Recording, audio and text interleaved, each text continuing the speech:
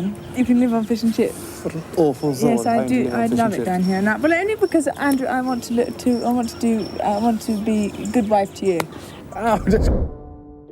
The phone call happened at 2 in the morning. Sarah Ferguson was asleep when her mobile started buzzing on the nightstand, the screen lighting up with a number she had not seen in months. She hesitated before answering as her instinct warned her that nothing good came from calls at this hour. His voice on the other end was strained, desperate, making a demand so outrageous that Sarah actually laughed before realizing he was serious. What he wanted from her, what he expected her to do after everything that had happened, after the humiliation he had just endured publicly, left her speechless. This was not a request, but an ultimatum that would force Sarah to choose between protecting herself and saving the man she once loved. The demand he made would change everything, and Sarah's response would shock even those who thought they knew her best. The scandal had been building for weeks before it finally exploded into public view. Prince Andrew had believed, perhaps foolishly, that the worst was behind him. He had already endured the association with Jeffrey Epstein, the disastrous BBC interview, and the stripping of his military titles and royal patronages. He had been effectively exiled from public life, pushed to the margins of a family that wanted desperately to forget he existed. But Andrew had convinced himself that if he kept his head down, if he stayed quiet and out of sight, eventually the storm would pass and some version of his old life might be restored. He was wrong. The new humiliation came in the form of a civil lawsuit, one that had been quietly proceeding through the courts while Andrew tried to pretend it did not exist. The lawsuit was brought by someone claiming financial damages related to agreements Andrew had made years ago, contracts he had signed without correctly understanding their terms, promises he had made that he could not keep. The details were complex and tedious to most people, involving property deals and investment schemes that had gone spectacularly wrong. But the core issue was simple and devastating. Prince Andrew had been proven in court to have acted recklessly, dishonestly, and with complete disregard for the consequences of his actions. The judge's ruling was scathing, describing Andrew's behavior as that of someone who believed rules and accountability applied to everyone except himself. The financial judgment against him was substantial, running into millions that Andrew simply did not have. Previous legal battles and settlements had depleted his funds. His mother, the late Queen, had helped him financially during her lifetime, but that support had died with her. King Charles had made it abundantly clear that there would be no more bailouts, no more using royal resources to clean up Andrew's messes. The king was focused on modernizing and streamlining the monarchy, and that vision had no room for a disgraced brother who kept creating problems. Andrew was on his own financially, facing a court judgment he could not pay and assets tied up in trusts or already pledged to other debts. The media coverage of the ruling was brutal and gleeful.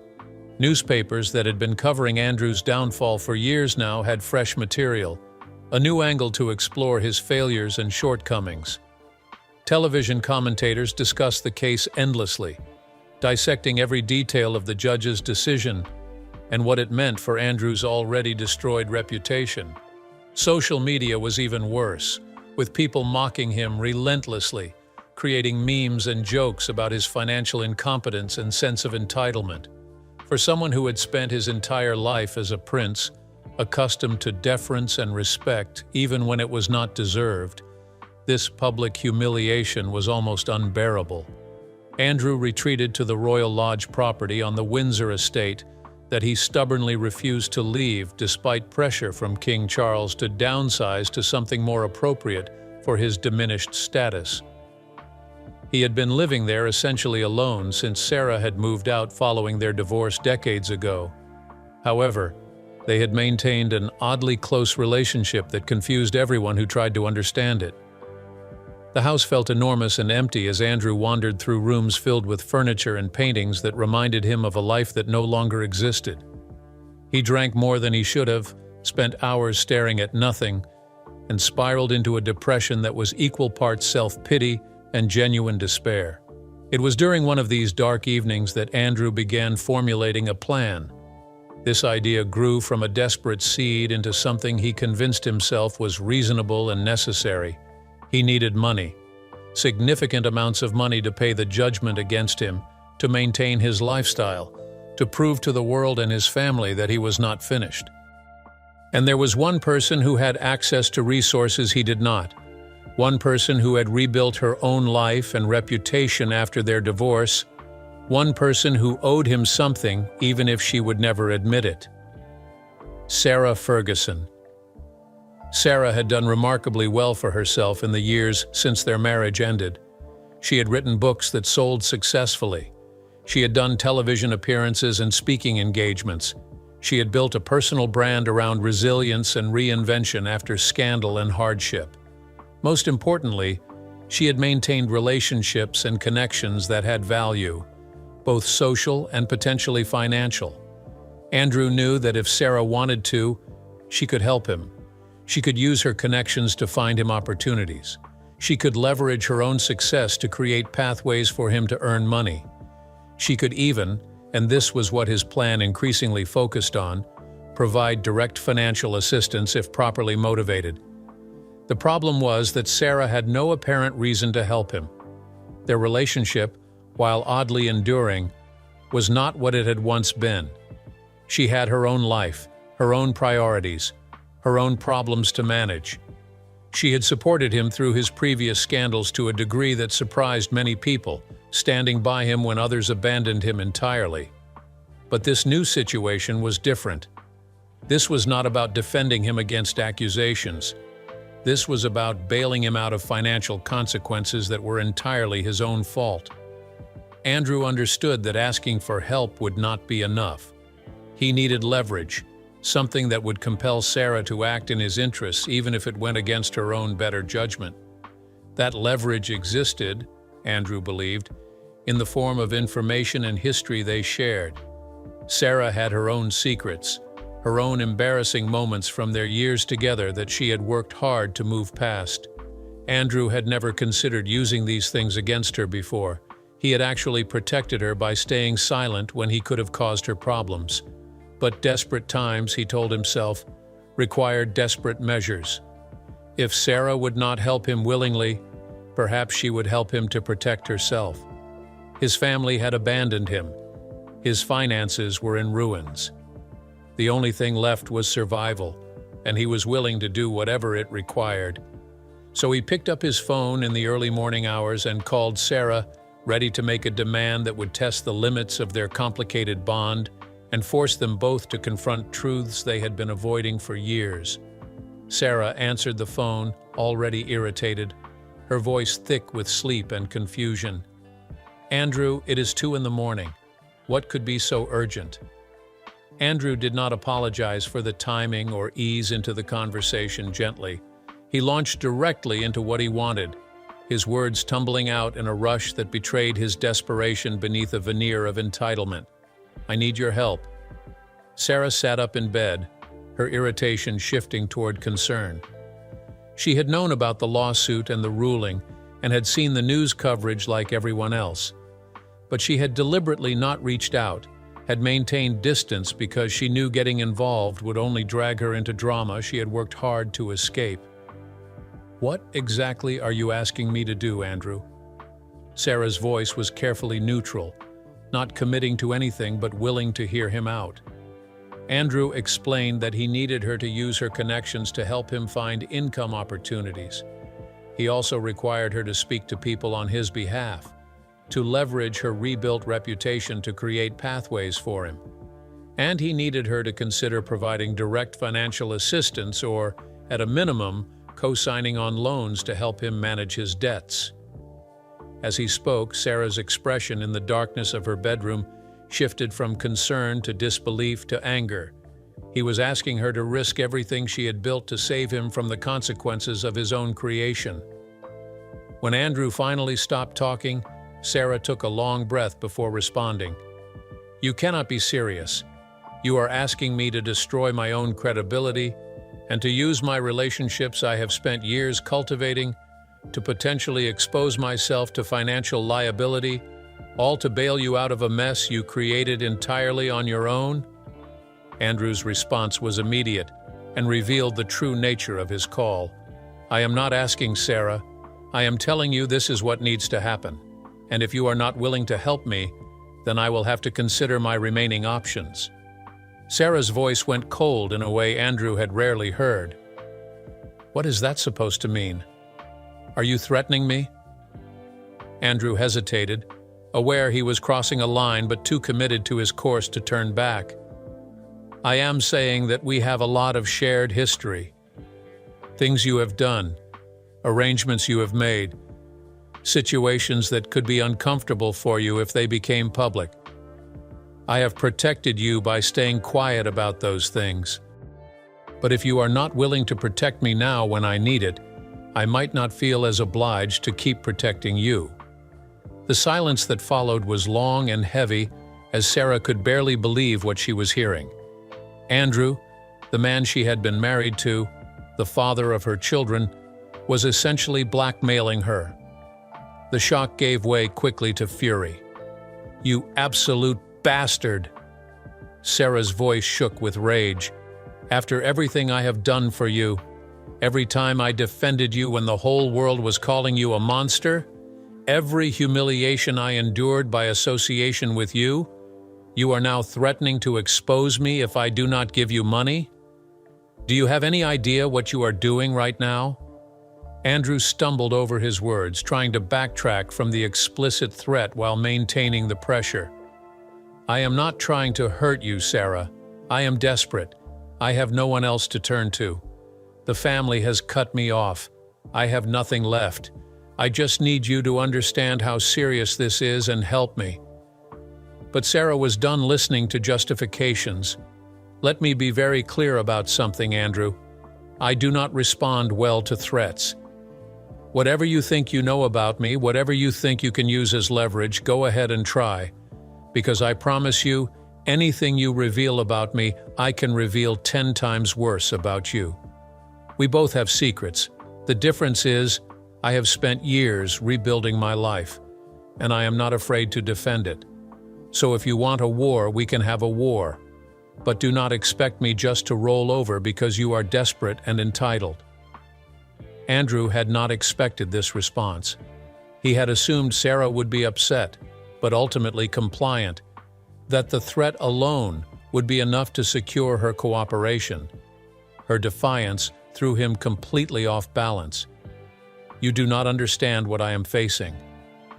He tried again, his voice taking on a whiny quality that made Sarah even angrier. I understand perfectly, she shot back. You are facing real consequences for decades of bad decisions and refusal to take responsibility for anything. And now you want me to sacrifice myself to save you from those consequences. The answer is absolutely not. I will not help you blackmail me into destroying what I have built. Andrew felt panic rising as his plan collapsed in real time. Sarah, please, I have nowhere else to go. What am I supposed to do? Sarah's response was ice cold. You are supposed to face what you have done like an adult. The conversation deteriorated further from there, devolving into accusations and recriminations that dragged up decades of resentment and hurt. Sarah brought up every time she had stood by Andrew when she should not have, every time his behavior had damaged her own reputation, every sacrifice she had made for a marriage that had been doomed from the start. Andrew defended himself weakly, falling back on familiar excuses about pressure and expectations and how nobody understood what it was like to be him. By the time Sarah finally ended the call, slamming her phone down with a force that cracked its screen protector, both of them were emotionally devastated, and the fragile connection between them was damaged, perhaps beyond repair, but that was not the end yet. Sarah did not sleep after the call ended.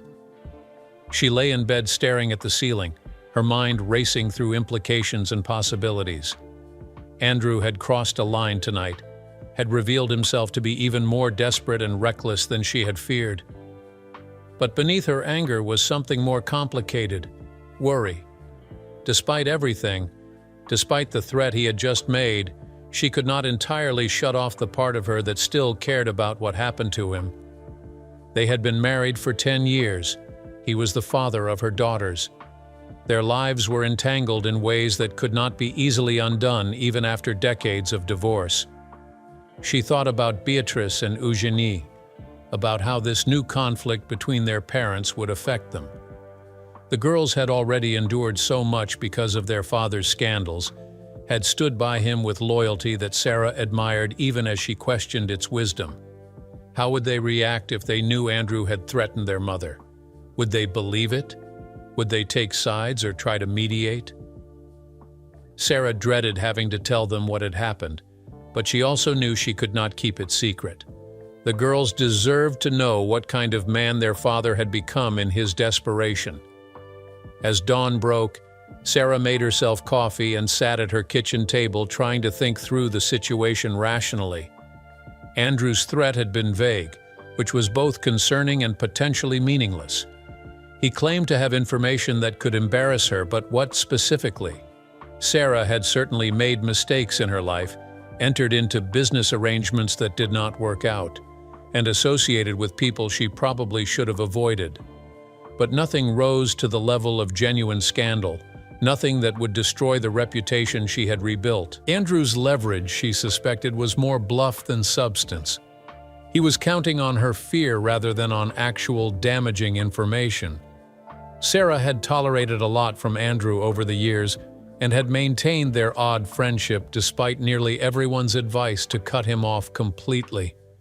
She had done this partly out of genuine affection for the man he had been when they were young, partly for the sake of their daughters, and partly because she understood better than most what it was like to be chewed up and spit out by the institution of monarchy. But threatening her crossed a line she could not ignore. If she let this go without consequences, what would Andrew try next? What other boundaries would he violate in his spiral of desperation? Sarah called her lawyer mid-morning, a woman who had represented her through various business disputes and media situations over the years. She explained what had happened during the early morning call, including the threat Andrew had made. The lawyer listened carefully and asked specific questions about what exactly Andrew had claimed to know. After Sarah explained that the threat had been vague and non-specific, the lawyer's advice was clear. Document everything. Record future conversations if legally possible, but do not engage with his demands or threats. Let him make the first move if he is actually planning to do something. Most likely, this is empty desperation that will go nowhere. The advice was sensible, but Sarah struggled to follow it emotionally.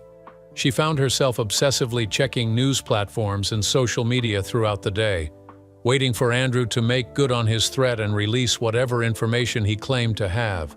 Yet nothing appeared. By evening, Sarah's heart sank. Of course, Andrew had gone to the girls. Of course, he was trying to manipulate the situation by getting their daughters. When they met, Beatrice looked exhausted and emotionally wrung out. She had clearly been crying, her eyes red and puffy despite careful makeup attempting to hide the evidence. "Mom, what is going on between you and Dad? He says you refused to help him when he desperately needed it." Sarah took a slow breath, choosing her words carefully.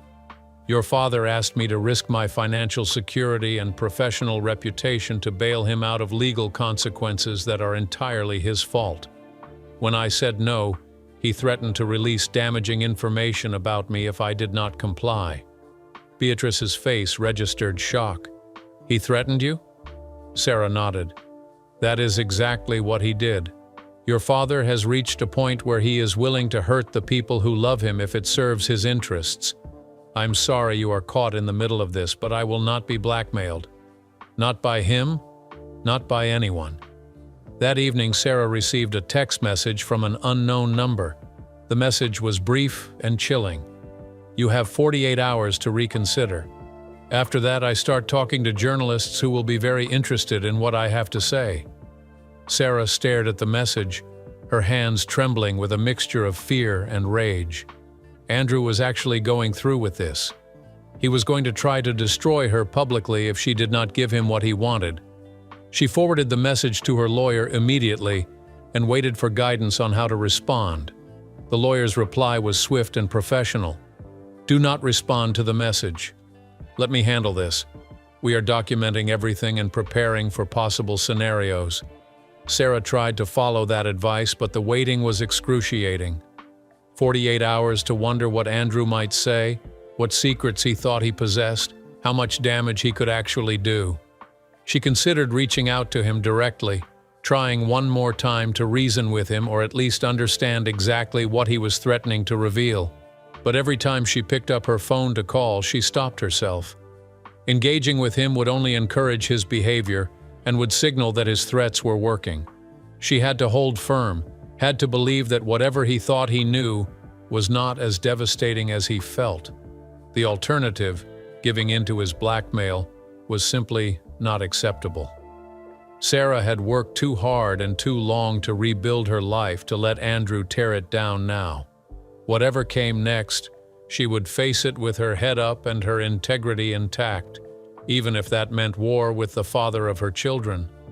36 hours after Andrew's text message, the story broke. A tabloid newspaper published an exclusive interview with an unnamed source close to Prince Andrei, who made explosive claims about Sarah Ferguson's business dealings from years past. The article alleged that Sarah had accepted money from questionable sources, had made promises to foreign businessmen about access to royal family members, and had engaged in financial arrangements that skirted ethical boundaries, if not legal ones.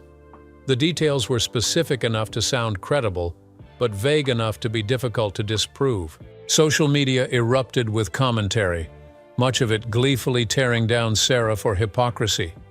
She had spent years presenting herself as a reformed character who had learned from past mistakes, and now there was evidence, or what appeared to be evidence, that her transformation had been superficial at best.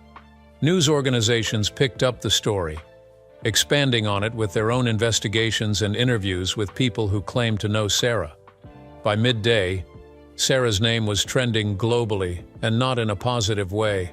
Her phone was flooded with calls from friends, business associates, and media outlets, all wanting statements or explanations. Sarah's lawyer immediately issued a firm denial, calling the allegations baseless and defamatory. They sent legal letters to the newspaper threatening lawsuits for publishing unverified claims from an anonymous source. But the damage was already done. What made the situation even more complicated was that some of the allegations, while exaggerated and taken out of context, were not entirely false. Sarah had indeed accepted money from business people who later turned out to be controversial figures. She had indeed leveraged her royal connections in ways that were ethically questionable, even if technically legal. These were things from her past that she regretted and had worked to move beyond. But Andrew had dredged them back up and presented them in the worst possible light. Sarah found herself in the impossible position of trying to deny allegations that were mostly false, while acknowledging that elements of truth existed within the lies. Her lawyer advised her to take measured approaches, issue denials, and threaten legal action. But avoid direct public confrontation with Prince Andrew. That would only create more headlines. Sarah understood the wisdom of this strategy, but part of her wanted to go scorched earth, to reveal everything she knew about Andrew, to make him regret ever threatening her. She had stayed silent about so many things over the years, protecting him even when it cost her. That silence felt like weakness now, like complicity in her own victimization. Why should she continue protecting a man who was actively trying to destroy her?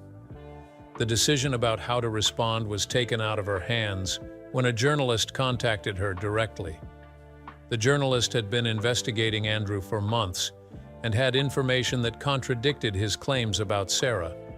More importantly, the journalist had evidence that Andrew himself was the source of the tabloid story, including recorded phone conversations in which Andrew had solicited payment for providing information about Sarah.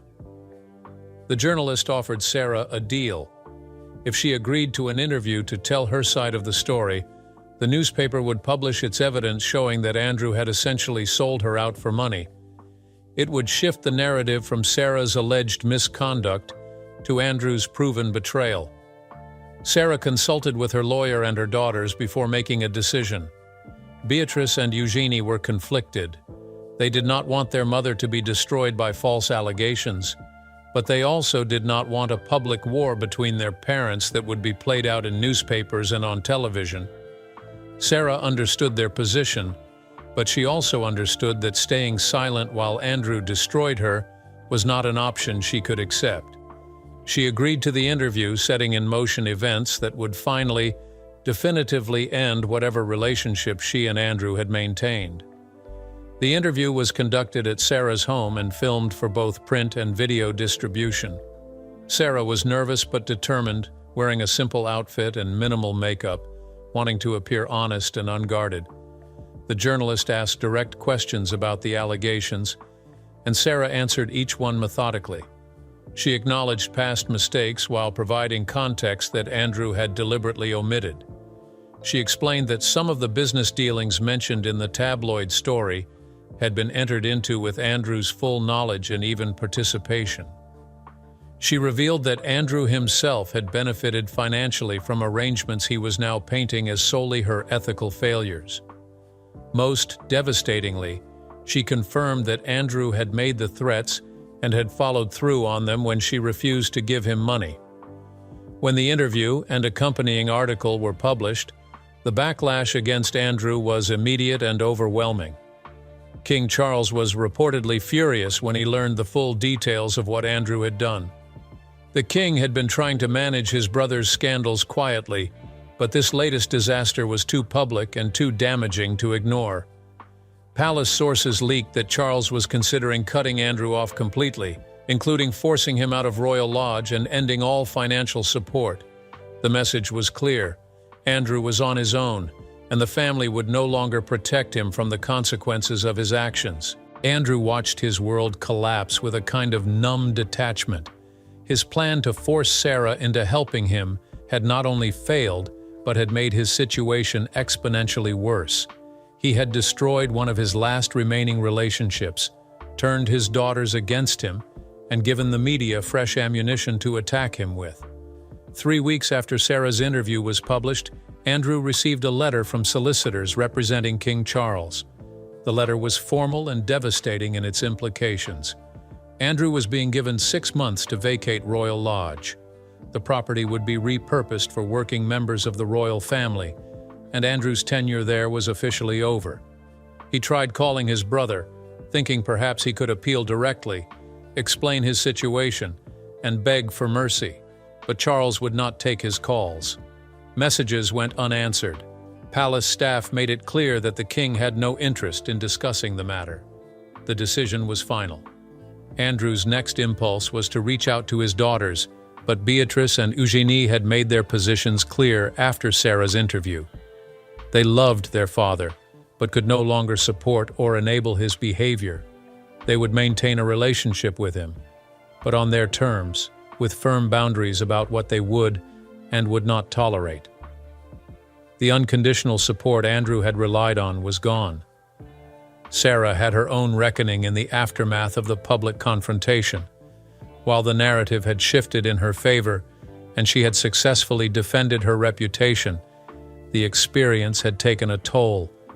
She felt exhausted and emotionally bruised from weeks of stress and public scrutiny. Her relationship with Andrew was destroyed beyond any possibility of repair, and that loss hurt more than she had expected. Despite everything, despite his betrayal and his threats, there had been a part of her that had hoped they could maintain some version of friendship.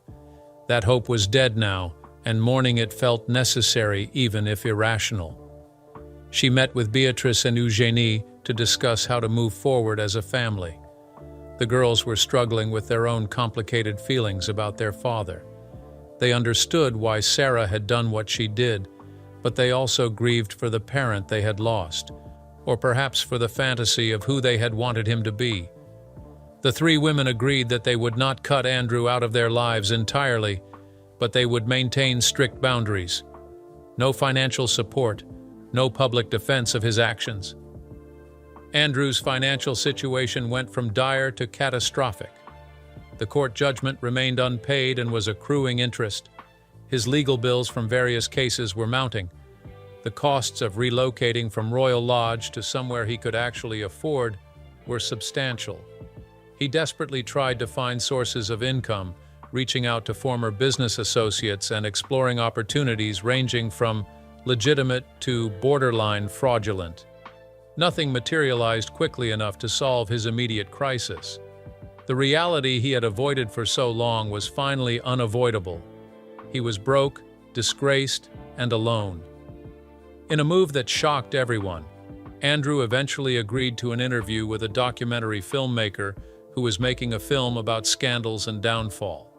The interview was Andrew's attempt to tell his side of the story, generate income from appearance fees, and possibly rehabilitate his image. But the interview was a disaster from the start. Andrew was defensive and evasive, and was unable to take genuine responsibility for his actions, still clinging to justifications and excuses that sounded hollow to anyone listening.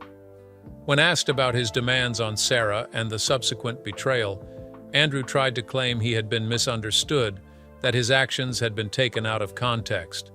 The interviewer pushed back with documented evidence, and Andrew crumbled on camera, unable to maintain his denials in the face of facts. The documentary, when it aired months later, became a cultural moment.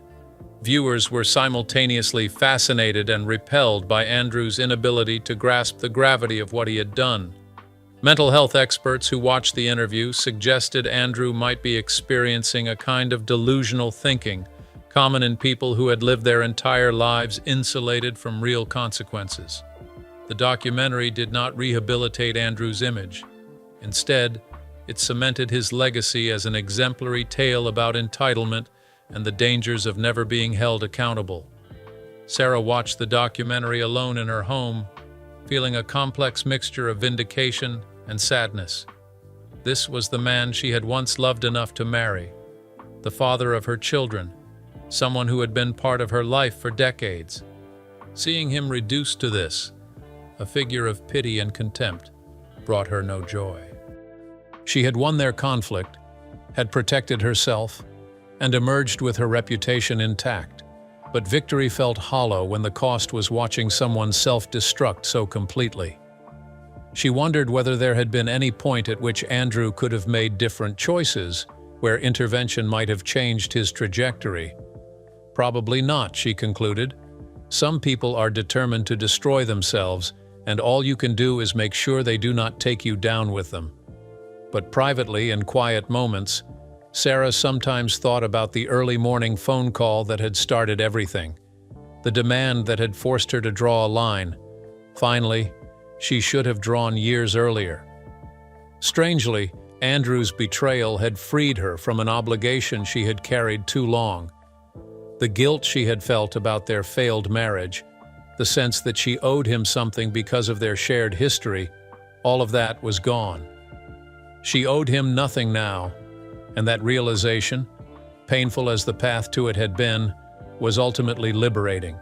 The fallout from Andrew and Sarah's relationship is still unfolding. If this inside look at royal family warfare stunned you as it stunned us, you need to smash that like button and subscribe immediately. We bring you the stories the palace doesn't want you to know, the secrets hidden behind closed doors, the truth that changes everything you thought you understood about the royals. More shocking revelations are coming that will blow your mind. You cannot afford to miss what we uncover next. Subscribe now and turn on notifications so you are first to know when we expose the next explosive royal secret. See you in the next video.